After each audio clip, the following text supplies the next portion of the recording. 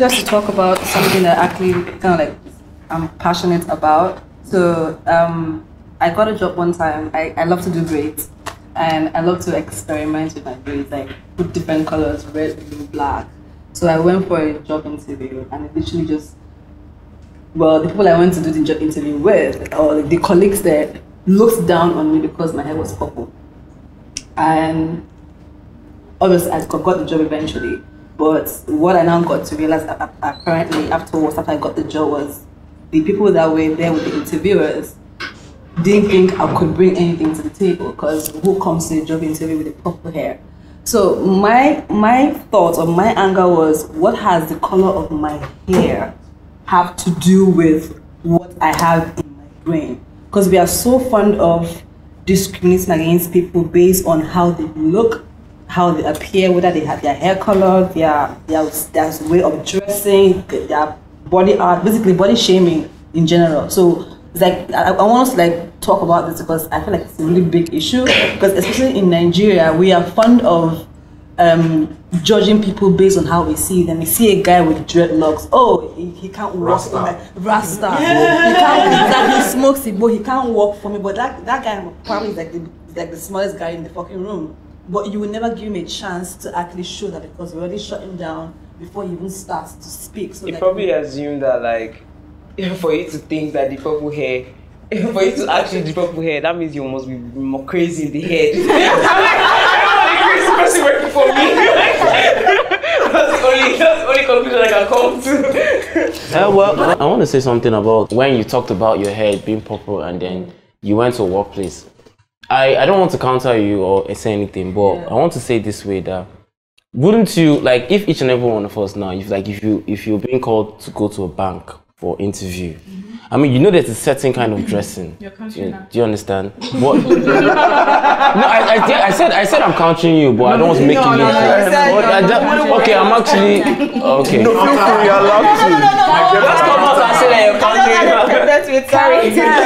So anyway, like I said, yeah, with this whole, it's good to be expressive. But then again, I always say something like, if the way you, no matter what we say in this life, you dress the way you want to be addressed. Although it might be negative, it might be positive. But then when you're going for some certain interview, there's the way you dress and they look at you. Do you understand? So like you said, that when you pop your head, they'll be like, nah, like it's too. So I just feel. But the hair is like, it's not your dressing. That's what I'm saying. I was completely dressed. You know why?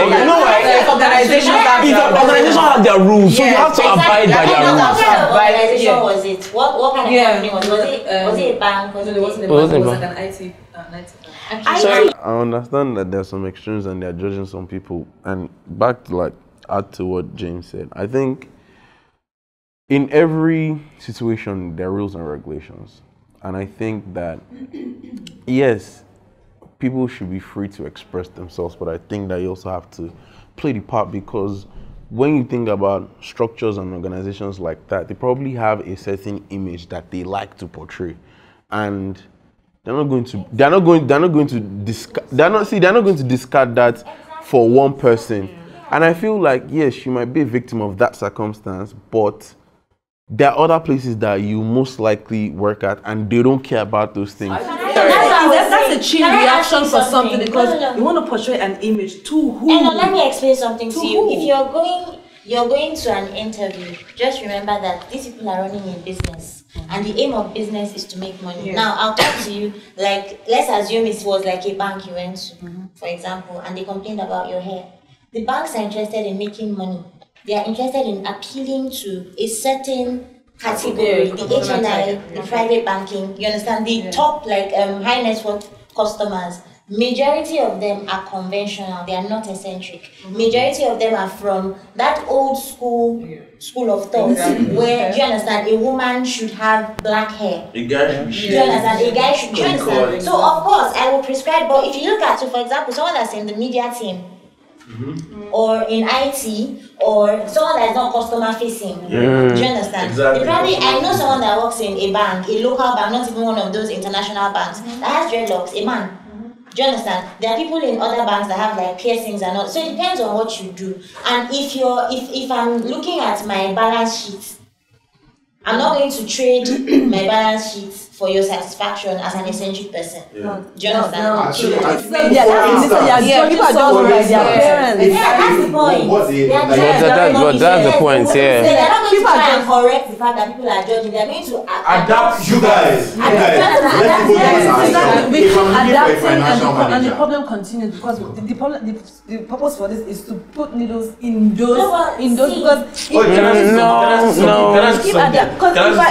if I walk into a company, okay, you're talking about balance sheets and stuff. So what would you rather? The guy that is well dressed but has nothing upstairs, or the guy that has the purple hair but can literally you're getting me wrong. They will get someone that has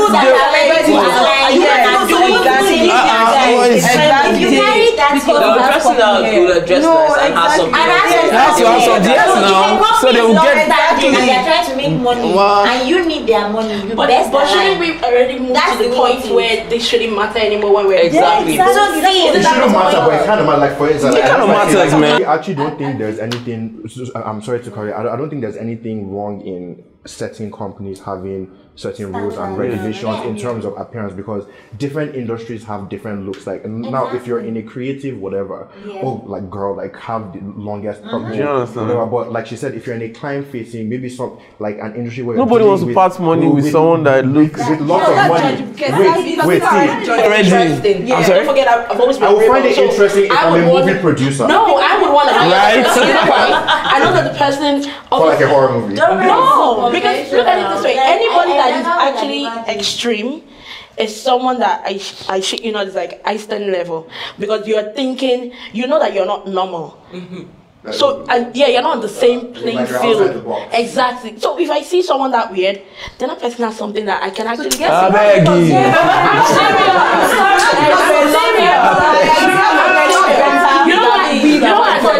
Because I'm exactly that, and I know I've worked in corporate, I've worked in trust me, I've always done whatever, looked however, because when I walk in there, I do creative, I've done media, I've done administrative, and when I walk in there, I let you forget my appearance, because by the minute we start talking, it's very important as well. It's just that some people don't get to that stage of talking. You just, you know what? But the thing is, limitation is that's what we're talking about, like, because that in itself is the problem. But do you want to be?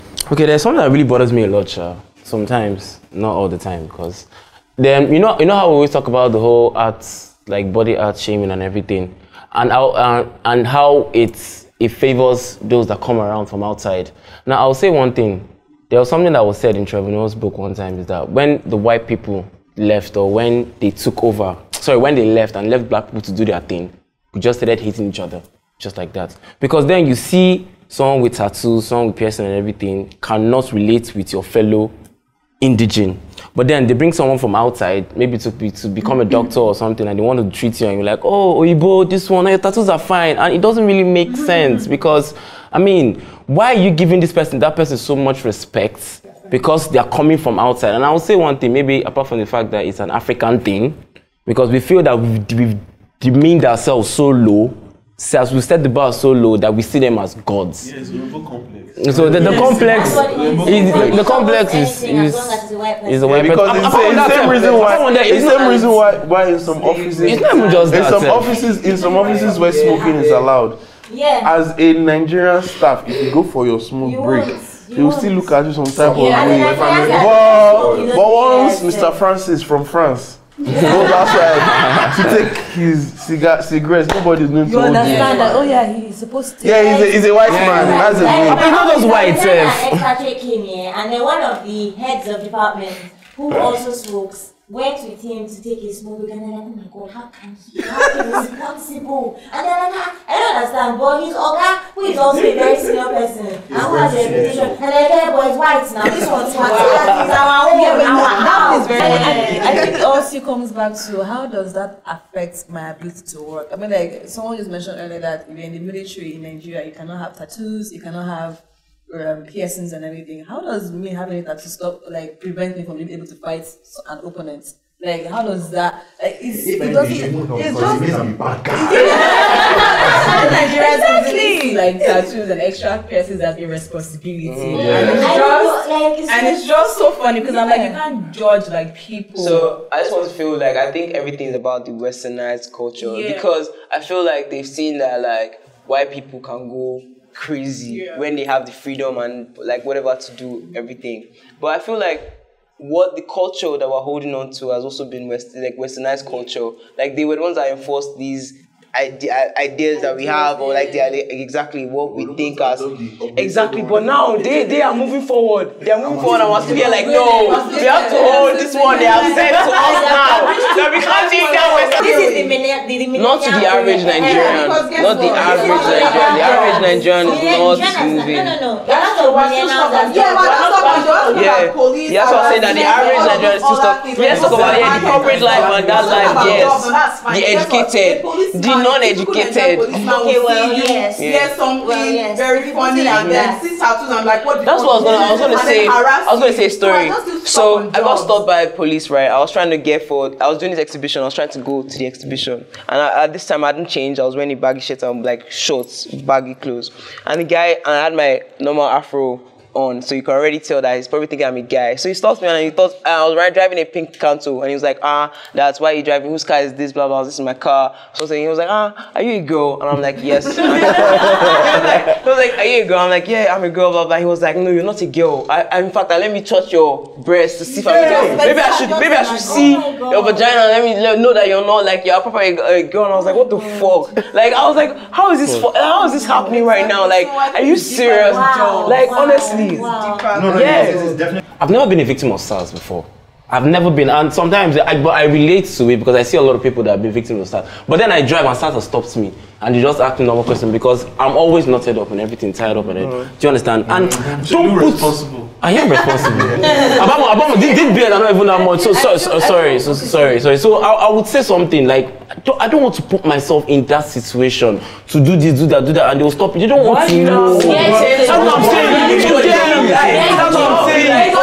Living like to now make sure that you don't get in trouble. Like you're living on eggshells. Nigeria is worth pretending for. This is what pretending for. Not your whole life.